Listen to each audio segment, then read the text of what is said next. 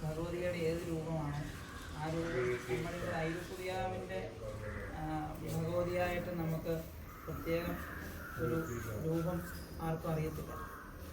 അവർക്ക് എല്ലാവരുടെയും മനസ്സിൽ ഭദ്രകാളി എന്ന് പറയുമ്പം ആ പടത്തിലൊക്കെ കാണുന്ന നിലവിലുള്ള ഒരു ഭദ്രകാളിയുടെ രൂപം എന്നുള്ളതേ അറിയത്തുള്ളൂ. പക്ഷേ നമ്മുടെ ഇവിടുത്തെ ഭഗവതിക്ക് ഉള്ള ശരിക്കുള്ള രൂപം എന്താണെന്നുള്ളത് നമുക്ക് ഫോട്ടോ എടുത്ത് വെളിയിൽ കാണിക്കാൻ പറ്റാത്തതുകൊണ്ട് ആ രൂപങ്ങൾ പറഞ്ഞു കൊടുത്ത് ഇത് വെച്ച് നമ്മുടെ നിലവിലുള്ള ഉപദേശ സമിതിയുടെ നേതൃത്വത്തിൽ ഒരു നല്ലൊരു വരയ്ക്കുന്ന ആർട്ടിസ്റ്റിനെ കൊണ്ട് ഭംഗിയായിട്ട് ഭഗവതിയുടെ ശരിക്കുള്ള രൂപം എല്ലാവർക്കും മനസ്സിൽ ഐരുപുതിയാവ് ഭഗവതി എന്താണ് എന്നുള്ളത് അറിഞ്ഞിരിക്കാൻ വേണ്ടിയിട്ട് വരച്ച് നമ്മുടേതായ ഭഗവതിയായിട്ട് എന്നും ഇനി ഈ ഐരുപുതിയാവിലെ ഭഗവതി എന്ന് പറഞ്ഞാൽ എല്ലാവരുടെയും മനസ്സിൽ ഈ ഭഗവതിയുടെ രൂപം ഓർമ്മ വരണം എന്നുള്ള ഇത് പ്രാർത്ഥനയോടെ എല്ലാവരുടെയും അനുവാദത്തോടെ ഭഗവതിയുടെ രൂപം പ്രകാശിപ്പിക്കും.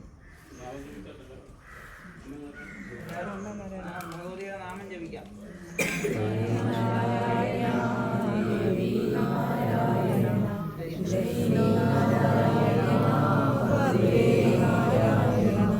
അമ്മേ നാരായണ ദേവി നാരായണ ലക്ഷ്മി നാരായണ ഭദ്രേ നാരായണ അമ്മേ നാരായണ ദേവി നാരായണ ലക്ഷ്മി നാരായണ ഭദ്രേ നാരായണ അമ്മേ നാരായണ ദേവി നാരായണ ലക്ഷ്മി നാരായണ ഭദ്രേ നാരായണ